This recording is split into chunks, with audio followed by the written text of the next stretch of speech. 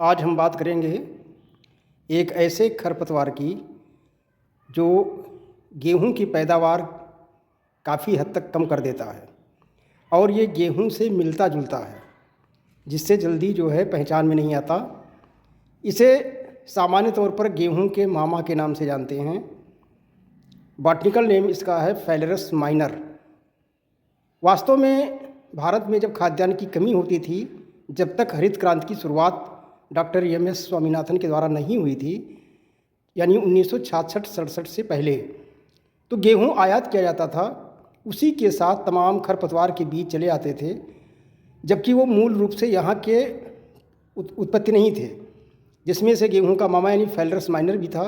इसके अलावा पार्थेनियम है, आर्जुमोन मैक्सिकाना है, इत्यादि जो है ये सब बाहर से ही आई हुई प्रजातियां हैं जो हमारे खेती के लिए जो है काफ़ी नुकसानदायक होती हैं। तो हम बात कर रहे हैं गेहूं के मामा यानी फेलरस माइनर की। मैक्सिको से जो है जब गेहूं आयात किया गया तो खास करके इसका मूल जो है उत्पत्ति वो मैक्सिको, उत्तरी अमेरिका इत्यादि में हुई है।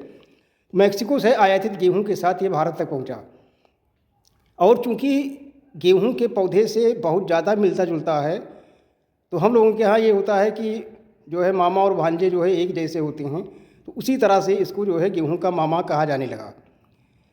और कहीं कहीं इसको मंडूसी भी कहते हैं। एक नाम इसका और है जिसको कहते हैं गुल्ली डंडा।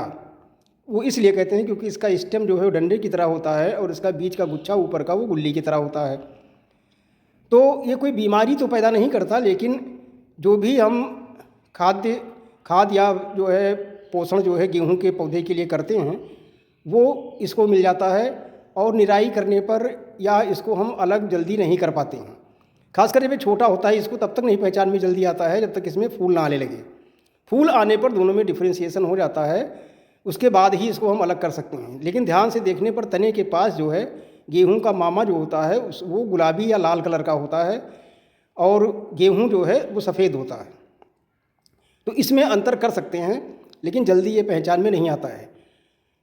भारतीय कृषि अनुसंधान परिषद के रिपोर्ट के अनुसार ये पैदावार को 20 से 40% तक कम कर सकता है यदि समय रहते इसको नियंत्रित ना किया जाए।